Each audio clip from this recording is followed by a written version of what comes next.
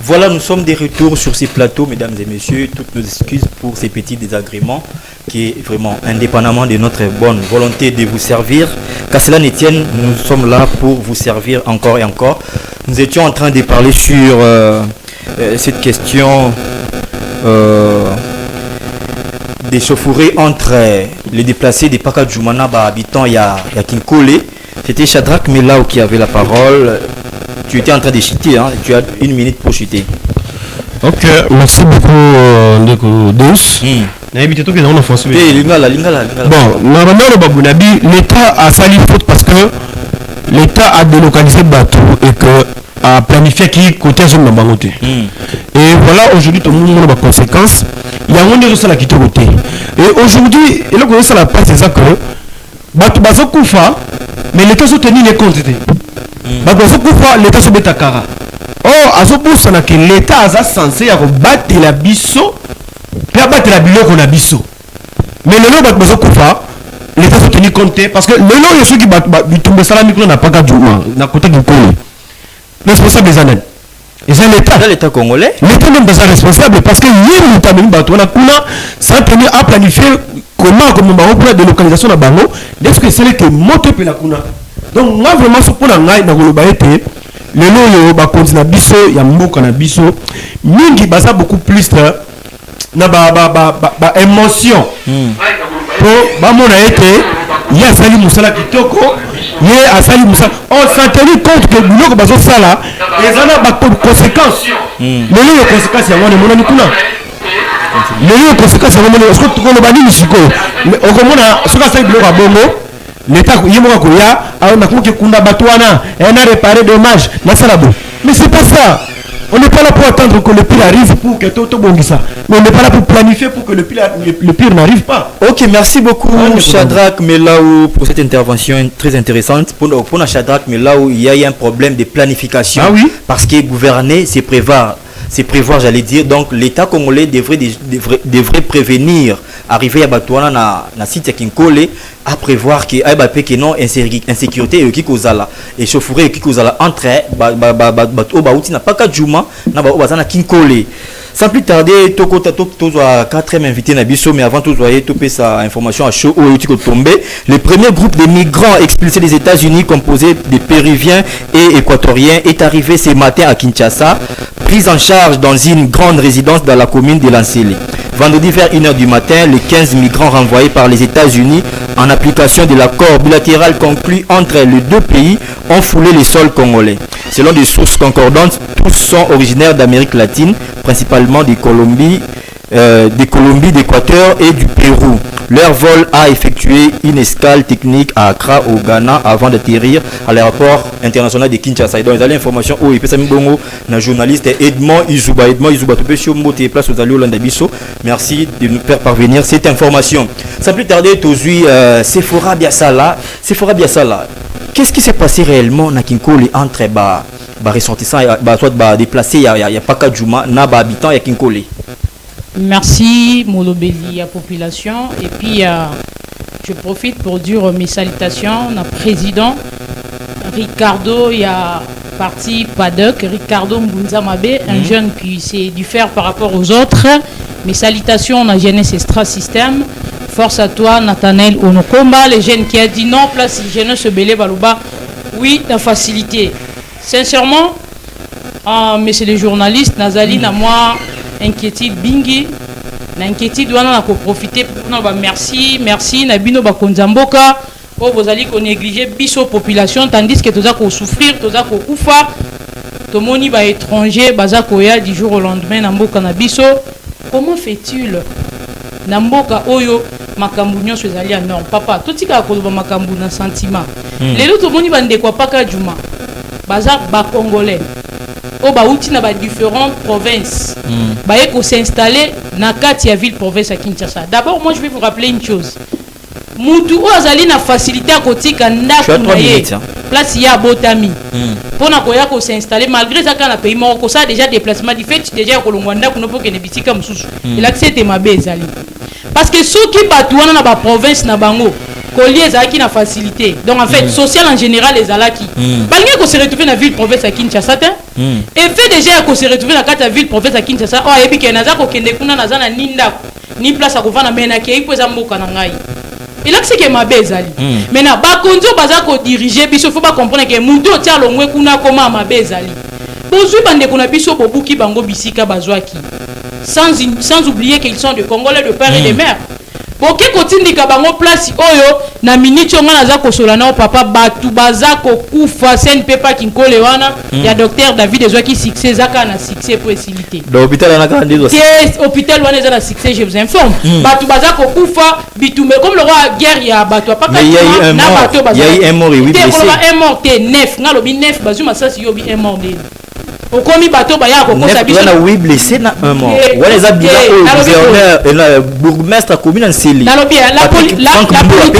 La politique ne voit pas l'intérêt de la population. Ça tu dois le savoir. La politique voit les intérêts politiques. La personne bilan officiel ngana biso ba vidéo ya bibembe ngana biso ba vidéo ya bibembe na ba blessé. On est comme théâtre. Continue. Par là je voulais dire quoi?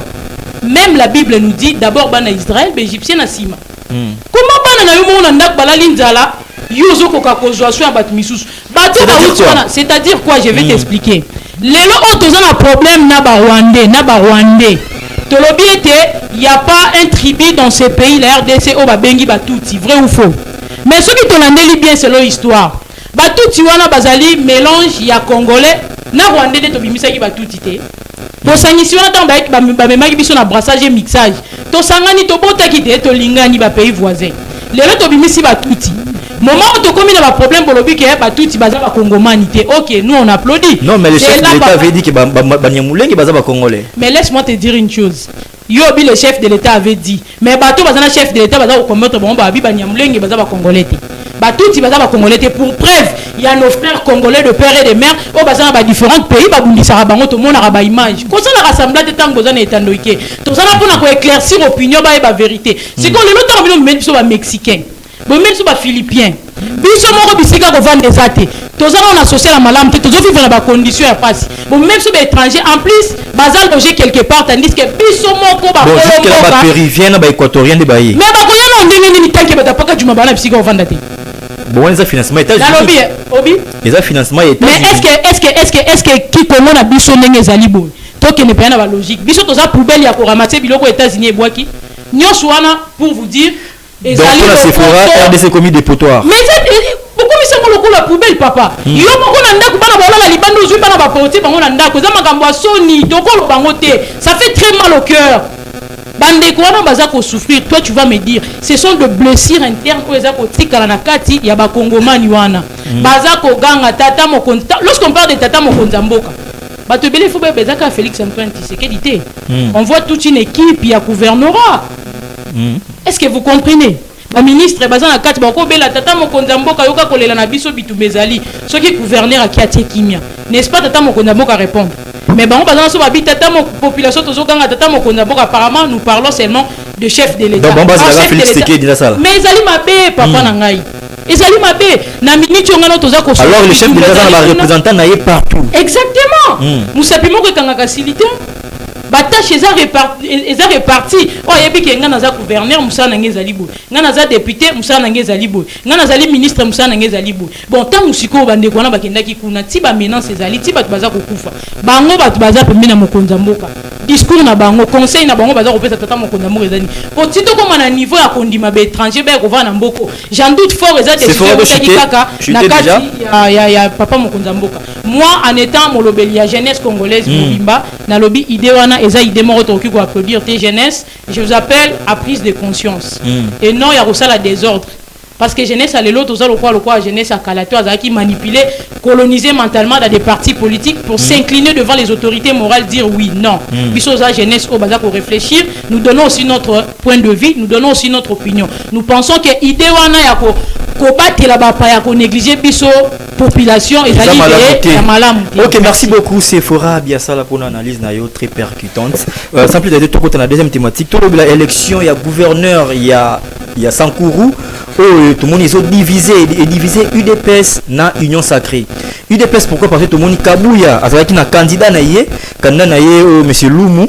Après tout le monde peut Union Sacrée par l'entremise il y a secrétaire général nayango le professeur André Mbata il passe un candidat naïe.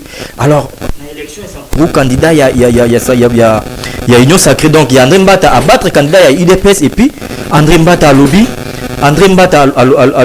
donc candidat naïe ou candidat du bon côté de l'histoire a gagné contre un candidat ou du mauvais côté de l'histoire. On ne sait pas, c'est l'UDPS qui est du mauvais côté de l'histoire alors qu'il y a André Mbata membre il y a UDPS. Cédric Masoukou,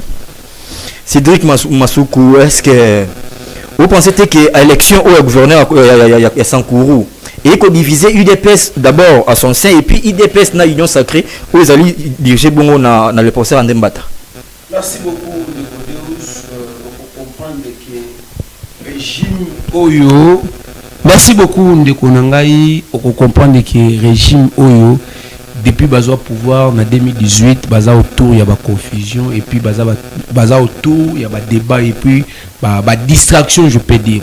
Oui il dépêche Oyo à un moment na comme on est parti moko ils ont mis biso ba problème à tout moment na mboka na biso parce que ezala ma mususu bango ba ko gérer ngo na famille mais bazo ko gérer ngo te na habité incapacité Oyo ou manière oyo bango bazana ngo ya ko gérer mboka oyo ekomi penza grave na habité babetela biso lisolo ya bango ya ba 32 ans ou 37 ya lit ya opposition ezalaka ya ko buka ko bebisa ko bima na balabala ou bien ezalaki 32 ans ou 37 ans na bango ya lit pona koyekola ko gérer pe ko batela ko koyekola ko gérer pour lobby basunga population na ebité lelo bazali mbata soki ya lobby o mususu lobby Tony moi basoki ya lobby o mususu lobby ezali distraction de konangai omoni même ba élection ya ba gouverneur et banda le loté IDPS bazala nous a cité c'est un parti politique o nanu na le loto koloba bazali na deux secrétaires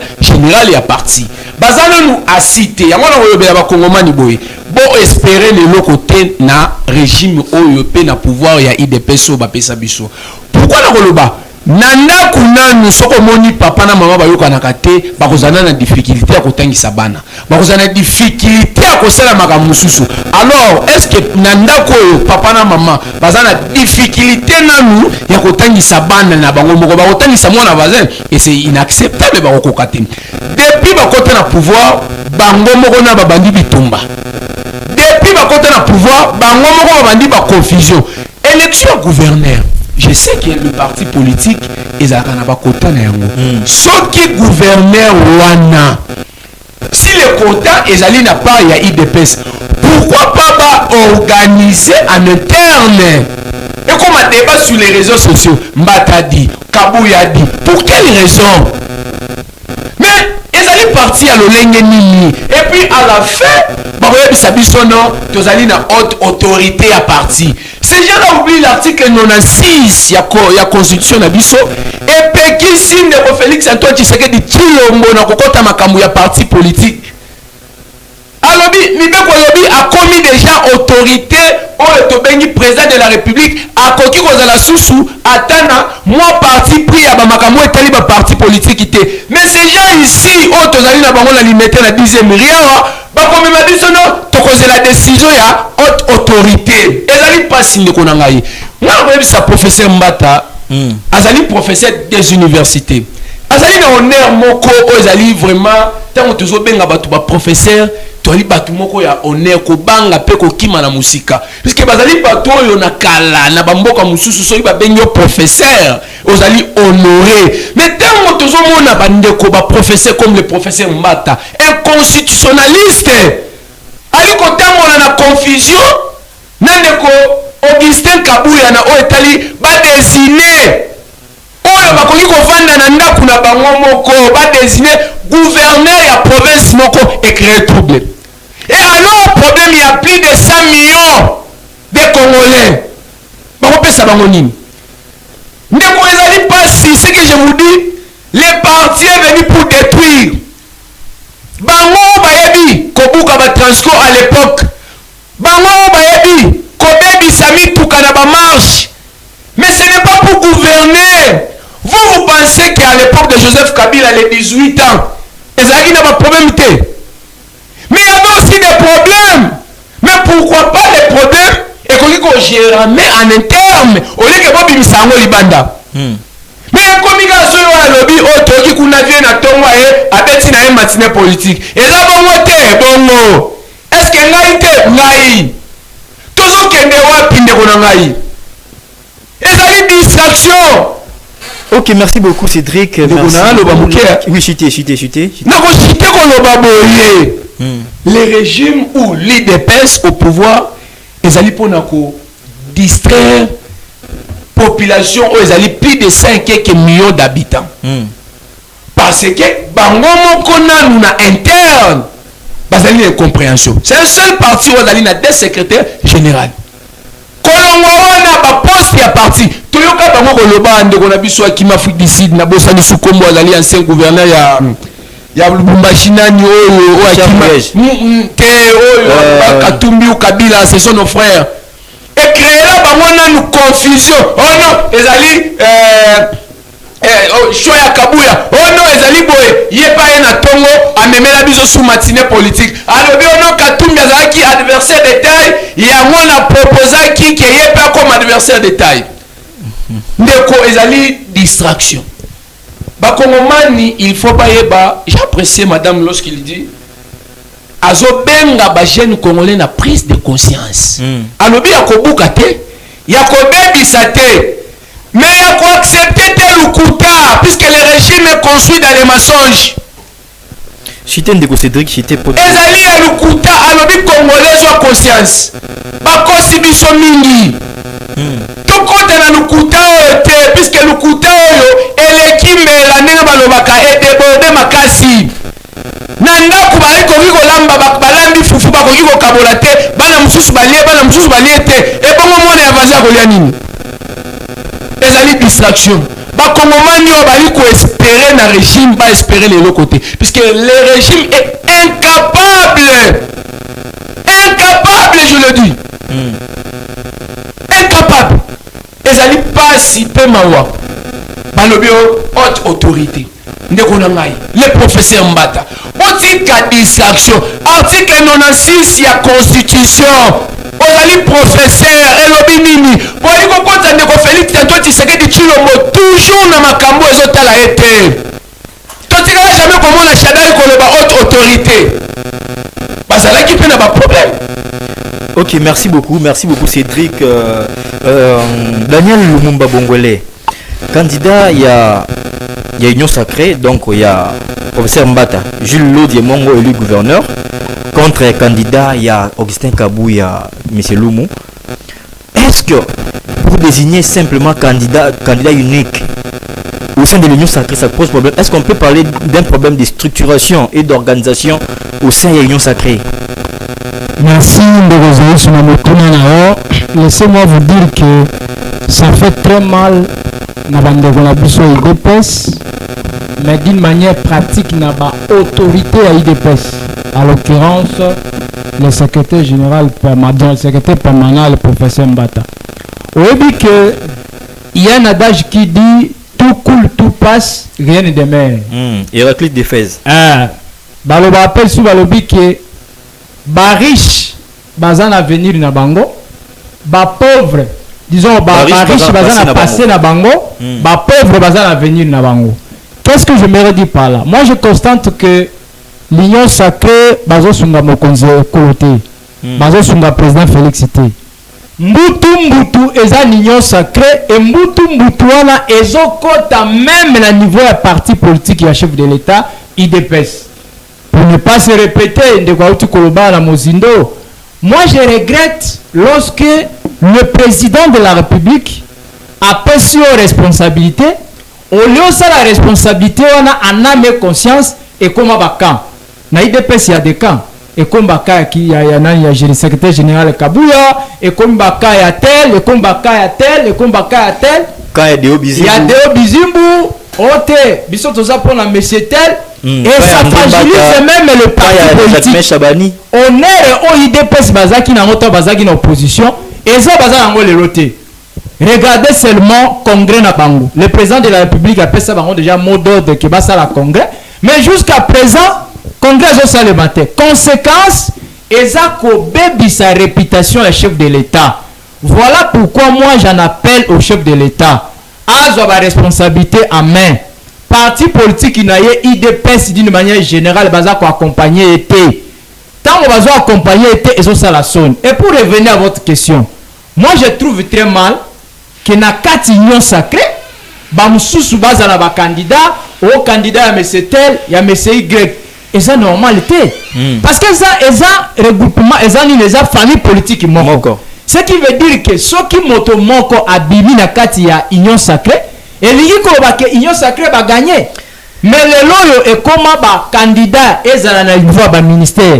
Au moment la té ministre wazana kota ya monsieur tel, ministre wazana kota ya monsieur tel. Daniel Lumumba, est-ce que vous avez qu'ils ont l'expression de la démocratie? A déposé candidature. Non, ce n'est pas l'expression de la démocratie, ce n'est pas dans cette manière-là, mon frère. Quand il y a majorité, il y a toujours un mot d'ordre.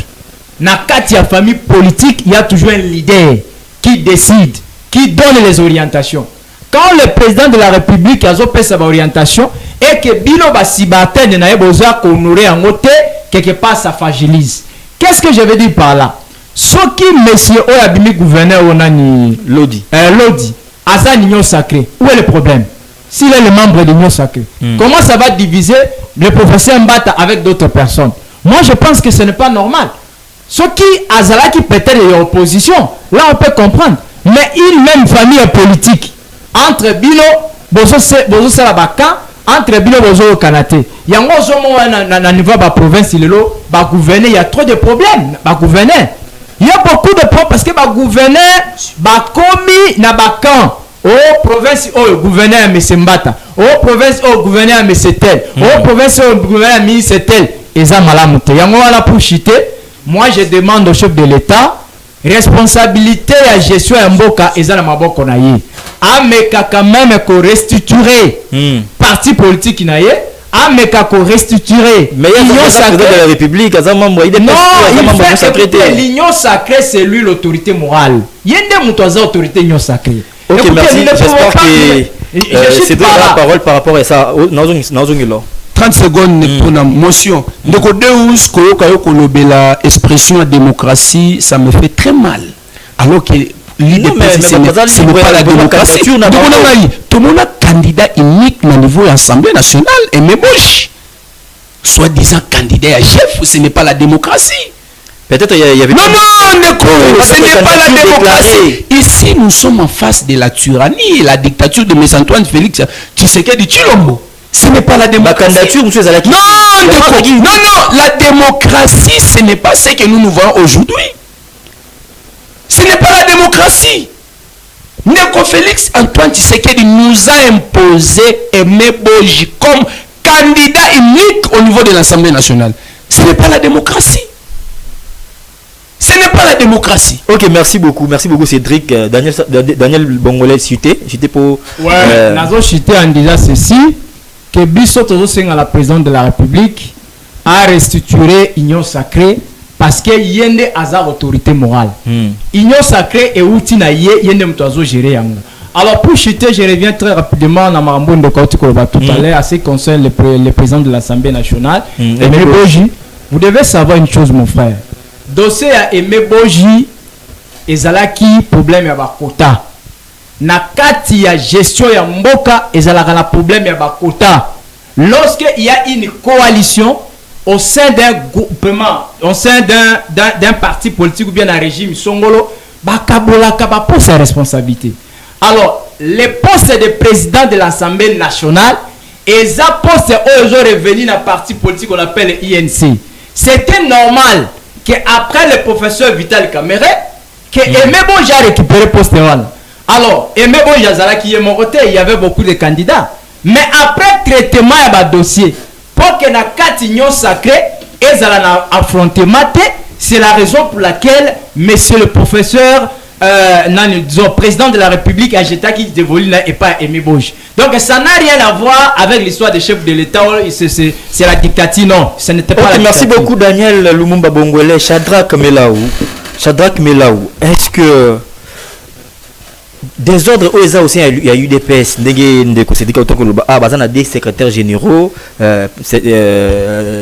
Augustin Kabouya na de Obizibu mais traiter des problèmes on a de Obizibu c'est déclaré comme étant secrétaire général il va traiter des problèmes éthiques là qui na congrès pour na ba résoudre définitivement problème on a est-ce que des ordres OESA na kata eu des PS il y a un réseau même na union sacrée et ça la union sacrée ça la désorganisée ba qui est en ordre dispersé na élection il y a gouverneur il y a Sankourou jusqu'à ce que UDPS a perdre face il y a candidat il y a union sacrée où Azaki porté par le professeur André Mbata. Merci beaucoup Ndeko Deus pour la question. Non mais quand même bon ça maloba ya Ndepunanga Lumumba. Il devait retenir ceci. Vous savez herba nomination Salamaka ya gouvernement Bimaka. Moi j'ai lu un communiqué au INC à Loba que il y a des candidats qui sont de ministres, mais il y a un côté à parti T. Là, tu es conscient, tu sais que l'INC n'a pas divisé. INC Meboji, INC Billy Kambale, INC Mayomambeke. C'est ça le problème. Mais vous devez retenir ceci. Vous devez retenir ceci. Le Mumba, tu déranges déjà l'émission, je te connais. N'a discipline à l'émission. Vous voyez bien que l'INC n'a pas divisé à l'interne. Ça, tu sais, on a la télé, mais il y a pas de division. Alors, nomination, désignation, il y a Meboji na tête ensemble, et ça, côté, il y a INCT. Mais parce que Boji a été choisi par le président de la République. Mais à l'Obaki, on a je sais le conflit, ce que je parle. Dans un devant, j'assume ce que je dis. Il est conscient. Il est conscient qu'il y a une CESA divisée à l'intérieur. Là, on a qu'à dire parenthèse. Sinon, j'aimerais vraiment féliciter ma co-débattrice. On a senti en même l'esprit, il y a Nathanaël, un jeune que j'apprécie beaucoup. Un jeune que j'apprécie beaucoup. Je sais que sorti naïe za soué na bisonioso abima comme ça tout tia pour bisonioso ba jeune ba révolutionnaire to matisa jeunesse sera c'est moi et matin peu likolo et na rozonga na question na yo ezala ki ya des autres ezana UDPS na union sacrée bazoko baza incapable ya ko prendre candidature commune pour la élection ya gouverneur comme na bisio que omoni na nakuna yo soko za des autres même si on y bande na miso bato. On va vite comprendre que oh, il y a des autres. Oh, il y a on a vécu le mandat il y a Joseph Kabila. Toi, tu penses qu'il n'y avait pas de problème? Il y avait des problèmes. Mais jamais qu'on y a guerre à leadership entre Chadari, Naminaku. Non. Toyoka Mote n'est pas Kabila. On appelle ça en management. Le terme m'échappe encore. Unité de direction. Donc, on a un seul plan pour un seul objectif. Un seul chef pour diriger la troupe Nyoso. Donc quand le mot d'ordre tombe, tout le monde s'incline. Mais le mal avec l'UDPS qu'on voit aujourd'hui. En tout cas, moi personnellement. Mais est-ce que vous avez liberté et démocratie? L'UDPS n'a pas libre et opposé candidature n'a pas lingi. Papa, hiérarchie est parmi les principes, il y a management selon Maslow. Maslow. Ouais. Donc tout est là, il faut établir le leadership. Donc hiérarchie est là, qui dépend de qui et qui fait quoi, qui fait qui et qui dépend de quoi. Donc ce qui te veut le quoi là, tu as tout UDPS. CGDO, Albiya Zapé, secrétaire général par Naï. Kabou appelle Albiya Zapé, CG n'a pas Naï. Et ce qui fait honte et ce qui fait vraiment froid aux yeux, de comprendre que l'union sacrée, ils ont le là, plateforme. Non, le plateforme. Où ils ont UDPS sans aller. Comment Kabouya a coqué qu'on soit décision à sa candidat en tant que qui n'a union sacrée? Mais babé sa question ba quota. Et ça y quota UDPS tout ça y quota ya nani? Parce que tant où André Mbata tini candidat. Atina candidat na quota ya parti nini? Est-ce que quota ya UDPS to quota ya parti mususu? Au moins des autres zolika. Des autres zolika na union sacrée. Il y a un monde de ça qui m'bouque na biso avancé. Vous savez pourquoi? Parce que la guerre d'intérêt, conflit d'intérêt. Imaginez le professeur André Mbata Aza, membre de l'IDPS. Bien qu'à la présidium, il y a une sacrée. Kabouya za secrétaire général ya IDPS. Azape nani membre ya nani ya président Union Sacrée. Bango ni bali ba coach na conflit d'intérêt. Parce que mutu na mutu yibike ngaso na tie mutu candidat na rétro commission ba rétro session wa sa nini e bana kozonga. Donc il y a problème à rétro commission. Ça problème rétro commission baso intérêt. Alors quand vous jouez le peuple et que vous êtes focalisé sur vos intérêts privés. Alors biso peuple est au Zelani. Qui dit que le candidat qui dit que le candidat là au hasard retenu, il est né à sa province wana. Parfois incompétent, on ne sait pas. Mais parce que Kabouya so on a pensé André Mbata. Moutou a gagné, a imposé, biso Moutou et Lingi, ça a tenu compte à compétence, ça a tenu compte à parcours, ça a tenu compte à sa compétence. Est-ce que bah député provinciaux il y a Sankourou va voter programme, il y a l'audit va voter imposition, il y a André Mbata. Non, il y a pas il y a un programme qui séduisant. Il n'y avait pas un programme séduisant. Mais c'est vrai que l'imposition, l'ordre où tu le colobes a voter mon programme c'est qui nous ont bon il y a l'embouteillage. Shadrach, mais là où ça me peut. En tout cas, j'aimerais un peu d'enclos. C'est pour ça que 30 secondes. Oui, 30 secondes. 30 secondes dans les abos. IDPS, Union Sacrée. Ce que vous avez à main, c'est tout un pays. Vous n'avez pas à main quelque chose local à la structure Mokoboé, ONG ou bien vous avez tout un pays entre vos mains. Le c'est qui, pendant que le temps avance, être au Sénat, l'élection lobby est commis, oh non, Ezalaki. Ce que vous devez retenir, le pouvoir que vous avez tenu aujourd'hui, hier c'était pour Kabila, aujourd'hui c'est pour vous. Demain aussi, ça ne sera pas pour vous, ça sera pour les autres. Alors ce que vous faites aujourd'hui, tenez en compte. C'est ça ce que je voulais dire. Ok, merci beaucoup. Sephora Biassala. Comment se fait-il, même famille politique, mais bah, incapable de sa candidature commune dans la province de Sankourou pour l'élection à gouverneur? Est-ce que des ordres où ils ont aussi une IDPS, ils ont une union sacrée? Et puis ceux qui des ordres des union sacrée, comment Mboka Mobimba bako gérer tout bazana des ordres déjà au niveau interne dans l'organisation de bango union sacrée et puis au niveau national bako gérer Mboka comment? Merci Ndeko Deus pour la motuna. Moi je pense que tant Marambeko Makassurier, ça demande plus de tranquillité pour ne pas tourner autour des individus. Non, sentir tranquille. Il y a cause eloko ba foutela kinga transport na koma 4x4 na wesika. OK, pesa ba eloko bazana. Moi je voulais dire que le même erreur produit le même effet. Marambo IDPS na yo ki ba ko débattre nanga bazongi omona ke Ndeko Lumumba papa kuna bazongi toujours na même eloko. Donc ce kinga na zongi wana c'est que ba kongomani bada retourner bisika mordon. On doit avancer parce que ba yo ki déjà c'est avancer c'est fort. Vous allez constater une chose. To comme il y a problème, il y a guerre d'esprit. Pendant que la guerre d'esprit moi je me demande en étant molobeli à jeunesse congolaise Mobimba, est-ce que la guerre d'esprit autour il y a intérêt na biso population beaucoup plus jeunesse parce que biso de toza ko assumer auto ko assumer peut toza ko s'imposer pour toi assumer ba responsabilité il y a Congo Mobimba. Tozo mona Ndeko Augustin Kabouya en étant secrétaire général il y a IDPS. Koto Tomoni Papa Mbata en étant secrétaire général, il y a Union Sacrée. C'est là où vient le problème. Lui s'est dit c'est moi le chef. Au Koto Alobi, c'est moi le chef.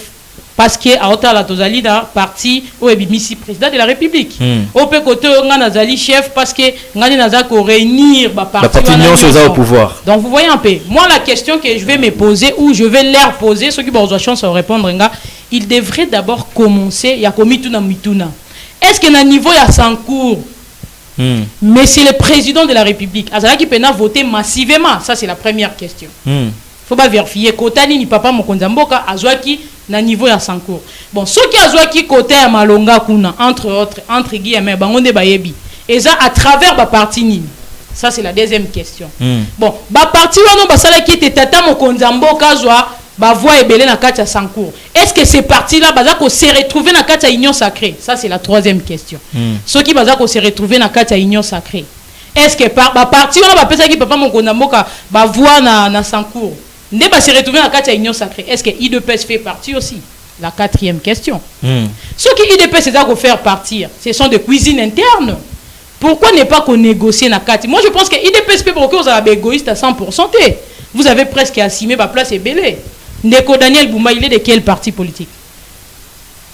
n'est-ce pas l'IDPS? Ndeko Auguste Kabouya, il est déjà un secrétaire général il y a IDPS. Azako assimé mon makambo belé belé. Donc je pense que Union Sacrée zaka plateforme était pour na IDPS. IDPS pour ça que Union Sacrée et sa plateforme zaka réunir ba parti politique mais c'est le malade. Entre ba membres IDPS. Yango na l'hôpital, on a fait qu'on a des bien que André Mbataza secrétaire général de l'Union Sacrée mais azapé membre IDPS. Membre IDPS. Tant on a vu que ba guerre d'esprit, ali membre IDPS mais secrétaire général il y a Union Sacrée. Au côté membre IDPS mais secrétaire général il y a IDPS en soi au biso mbalé tous ça ba membre ngamo ko ngano tous ça ba guerre d'esprit bana tata moko mais o lobingande né de la famille o lobingande kadé c'est ça le vrai problème biso nyo bana tata moko donc voyons un peu guerre d'esprit za ko uta à partir ya wana.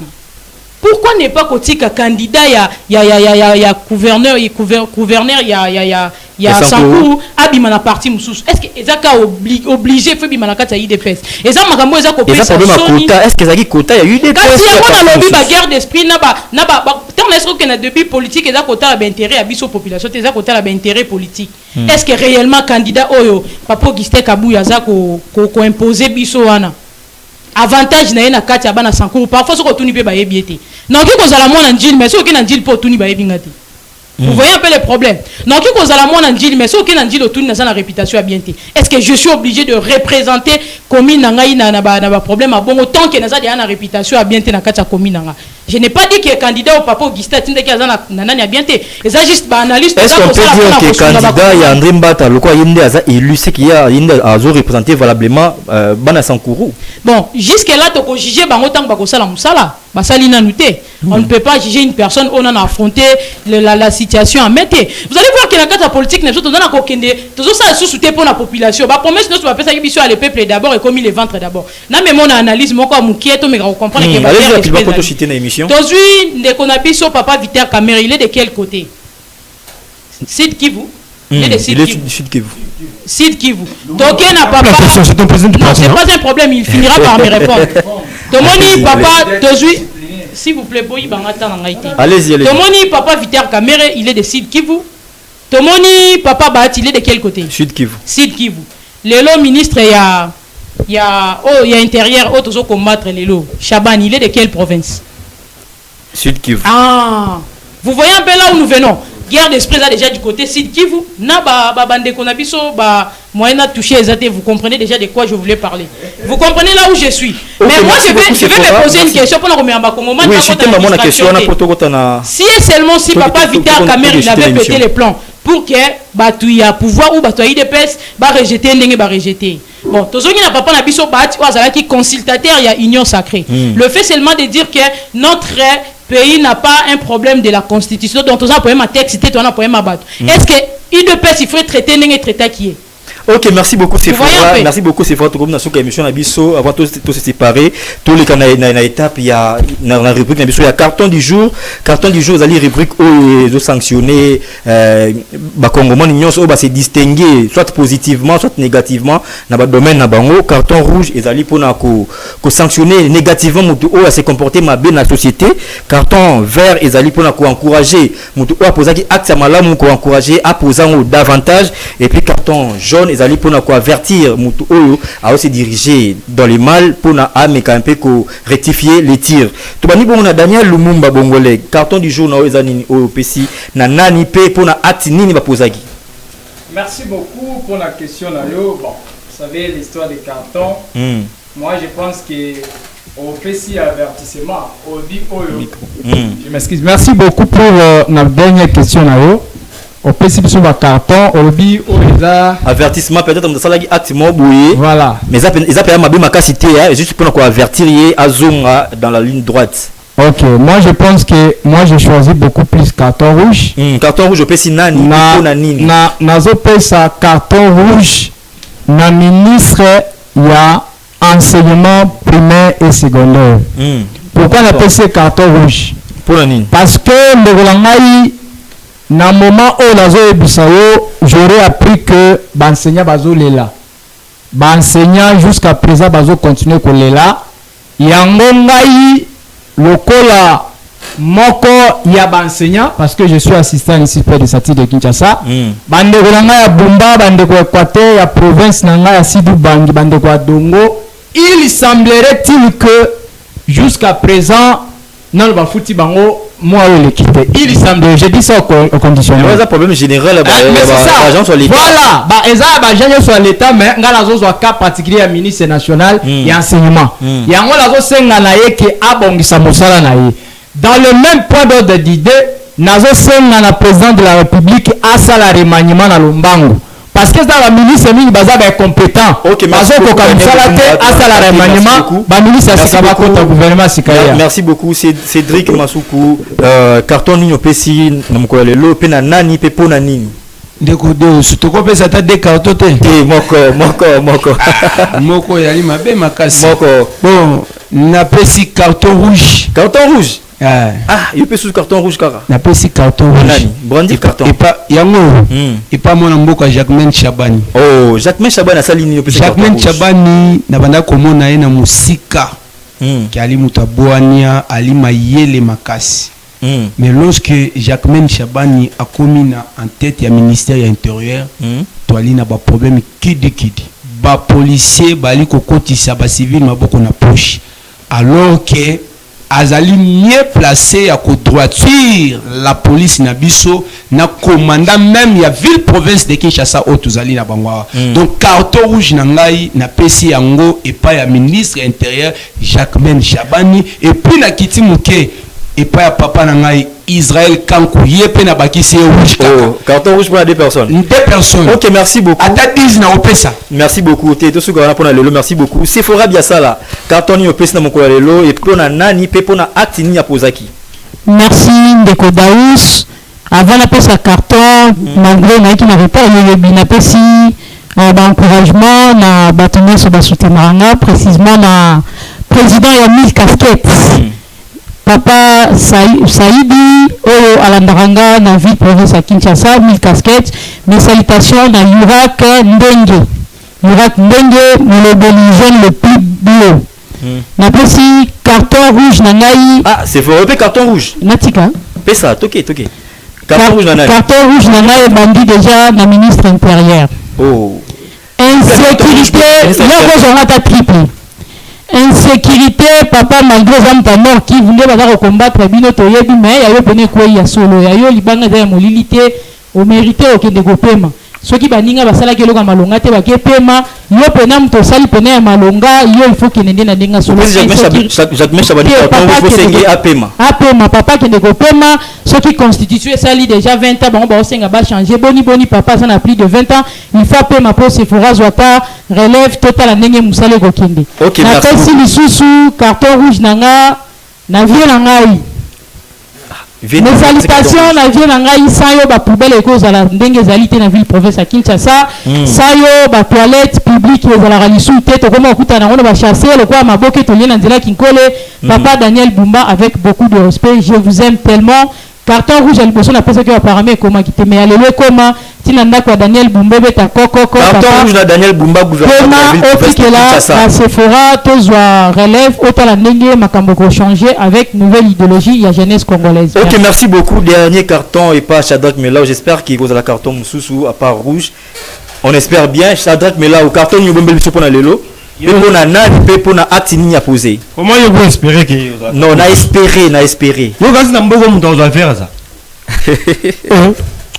Carton ni pesi lelo. Bon, j'aimerais un peu na profiter na saluer tout le monde qui na suka. Donc là je salue mon petit frère Chanik. Le petit Avenaï, là où tu es, je te salue beaucoup. Je salue aussi mon ami Félix Omelonga Lama. Là où il est. Carton rouge lelo. Carton rouge. Carton rouge lelo. Nazo pesa ngona mama Soumimwa.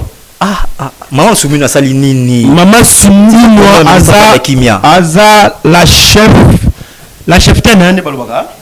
La gouvernement. Donc lelo yo soki gouvernement yo za 0 sur 0 et 0 sur 0. Bon on a combien? 1 sur combien? Misala sala mozomo na misala ni zo salama. C'est ko to za ko sata université na Kasai. Basala na Kinshasa. Kuna ba étudier bazate. Ba étudier bazate. Oui ba bâtiment ya pamba. Donc maman Souminoa carton yango yo musala no mabe makasi coordination zate communication zate contrôle zate. Donc maman Simino. OK, merci beaucoup. Carton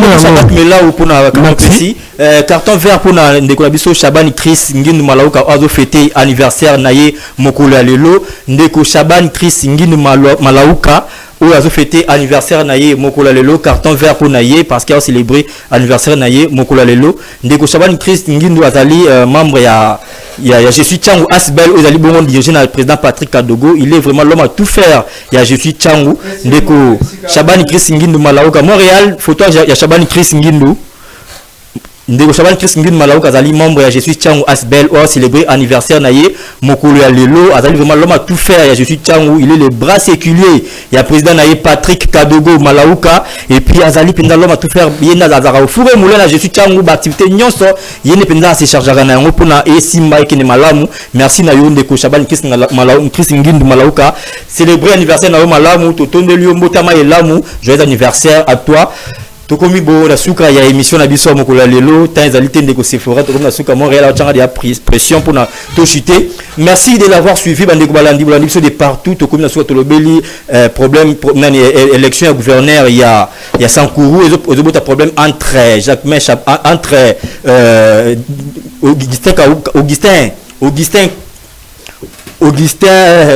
Augustin Kabouya comme le mot qui m'a Augustin Kabouya na secrétaire général il y a union sacrée le professeur André Mbata to bébé bongo problème il y a échauffouré ou connaître na Kinkole entre ba déplacé il y a pas que Jumana ba habitant il y a Kinkole ou et même ba mort na ba blessé belé bolandi ba intervention il y a ba invité na nga mokolo lelo to pesi bino merci mingi ndingi bolandi biso toujours rendez-vous mardi prochain à la même heure sur la même chaîne.